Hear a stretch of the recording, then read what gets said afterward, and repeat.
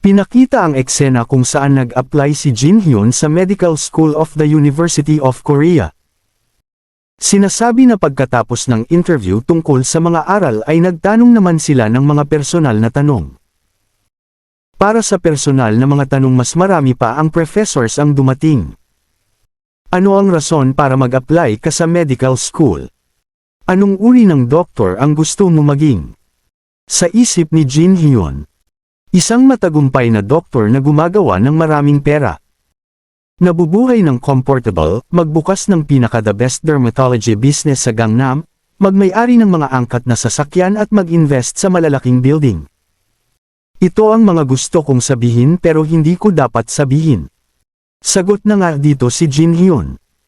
Gusto ko maging doktor na kayang gumamot hindi lang ng physical na pangangailangan pati na rin mental na pangangailangan. Ito ang goal ko na gamutin ang physical at stress sa utak ng pasyente. Nagsalita naman si Dr. Choi. Naiintindihan ko. Isang doktor na kayang gumamot ng physical at mental na pangangailangan, napakagandang sagot. Sa ngayon ano naman ang masasabi mo sa doktor na kulang ng kakayahan? Sagot naman si Jin Hyun. Naniniwala ako na mandatory sa doktor na magkaroon ng tiyak na degree sa kakayahan na kailangan sa paggagamot ng pasyente.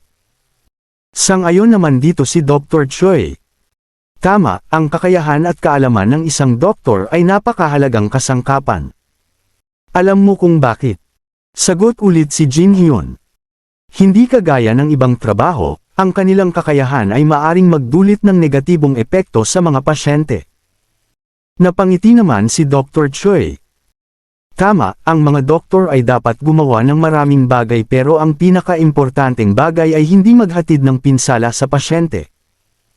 Naniniwala ka bang kaya mo maging mabuting doktor na may mahusay na kakayahan na maaaring makatulong sa pasyente? Gagawin ko po ang lahat ng makakaya ko, tugon naman ni Jin Hyun. Mabuti, naniniwala ako magagawa mo yan, sagot naman ni Dr. Choi. Salita naman ang iba, malugod ka naming tinatanggap sa daan ng pagiging doktor na nagel iligtas ng mga buhay. Salamat po, tugon naman ni Jin Hyun. Sa isip naman ni Jin Hyun, Professor Choi, medyo hindi comfortable ito. Sinusubaybayan niya ba ko? Tinatanggihan ko nagmaghirap sa frontline. Lumipas naman ang mga araw at lumabas na ang anunsyo sa mga natanggap. Pinakita naman si Jin Hyun na tinitignan ang resulta bukod sa nakapasa siya rin ay nakatanggap ng full scholarship. Sinasabi rin na si Lee Sang-min din ay natanggap din sa Medical School of the University of Korea. Si Hwang Moon-jin naman ay natanggap sa Medical School of the Seoul District. Si Kim Chul-woo naman ay nag-aaral para sa susunod na test sa prep schools. Pinakita naman si Jinihan na nakapagtapos na ng pag-aaral. Sa wakas nakagraduate na rin ako sa high school. Ilang taon na ba lahat-lahat? Sa wakas makakapagpahinga na rin ako. Dumating naman si Moon-jin. Sa tingin ko hindi na tayo masyadong magkikita. Anong gagawin mo pag nagsimula ka na school? Sagot naman si Jin Hyun. Ako. Gagawa ng pera hanggat possible. Halata naman. Nalungkot naman ang mukha ni Moon-jin dito. Nagsiset up na sila sa internet cafe kaya tara na para mag-StarCraft. Habol naman si Jin Hyun. Hoy, anong problema mo sa pera? Yan na nga ang pagtatapos ng high school nila Jin Hyun. Pinakita naman si Jin Hyun pagkatapos ng isang taon nang magsimula sa pag-aaral ng medical school. Sinasabi naman dito na ang medical school ay sikat dahil sa kanyang maraming aralin. Subalit hindi lahat ng 6 years sa medical school ay napapuno ng araw-araw na pag-aaral. Ang unang 2 taon, kung saan ang mga estudyante ay natututo ng electives at basics. Meron mga estudyante na nagpa-party at naglalaro. Pero sinasabi dito, ang tunay na medical education at ang landas sa karera ay nagsisimula sa kanilang 3 taon, kapag ang mga estudyante ay nagsimula na sa kanilang major classes.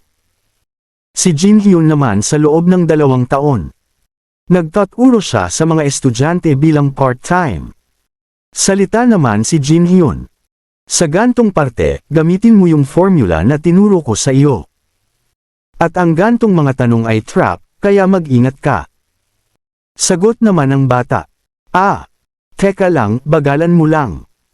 Dito sinasabi naman sa mga nakalipas na taon. Ang kakayahang umangkop sa pagtuturo ni Jin Hyun ay tugma sa antas ng kakayahan ng mga estudyante, nang dahil dito naging sikat naman si Jin Hyun sa larangan ng pagtuturo sa Gangnam area. Sa isip ni Jinwin. Dahil sa sinimulan ko ito sa ibaba, madali lang para sa akin na tapatan ang level nila. Merong mga bagay na hindi mo makikita kung hindi ka nagsimula mula sa last place kagaya ko. Sa karanasang iyan nakagagawa ako ng pera. Walang ibang magandang paraan para ilarawan ito kundi pagpatay ng 2 ibon gamit lang ang isang bato. Tignan mo ang oras. Dapat ko nang itong tapusin. Alis naman na dito si Jin Hyun. Magkita tayong muli sa susunod, siguraduhin mong gagawin mo ang homework mo. Salita naman ang bata. Kuya, may isa akong tanong. Guro, hindi kuya, sagot naman ni Jin Hyun. Di ka pa naman ganun katanda, tugon naman ng babae. Sagot ulit si Jin Hyun.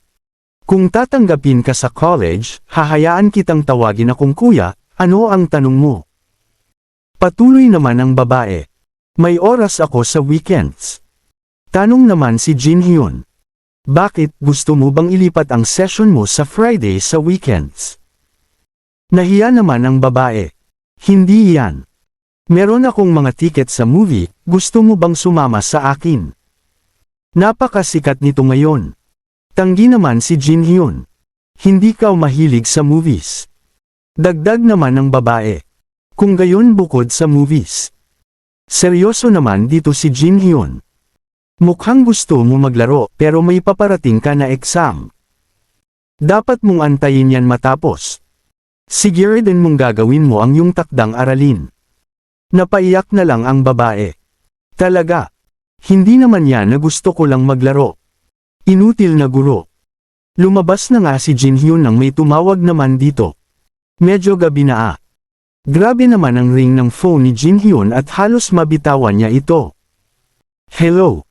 Salita naman ang nasa telepono. Kim Jin Hyun, nasaan ikaw? Year-end party na. Bilasan mo. Salita naman si Jin Hyun. Lee Hae-mi, ayos na binabatayan mo bilang class representative pero nasa. Di naman natapos ni Jin Hyun ang sasabihin ng sumigaw ito sa telepono. Bakit? Pusta ko, nagtuturo ka na naman, ngayong araw ang huling araw ng ating first year. Magpaalam na tayo sa kanila ate, pero di ka man lang malungkot. Pumunta ka at mag-inom. Sagot naman si Jin Hyun. Hindi, wala akong oras, ibaba ko ang telepono. Sa isip naman ni Jin Hyun.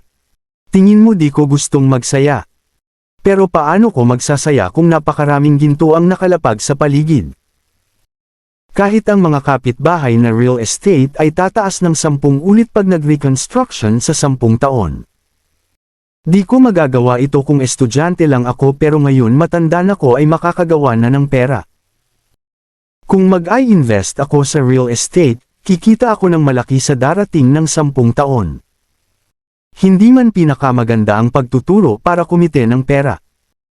Pagkatapos kong makaipon ng sapat na pera, lilipat muna ako kasama ang aking magulang sa apartment na tataas ang presyo paglipas ng taon. Mag-ante lang kayo, reconstruction apartment.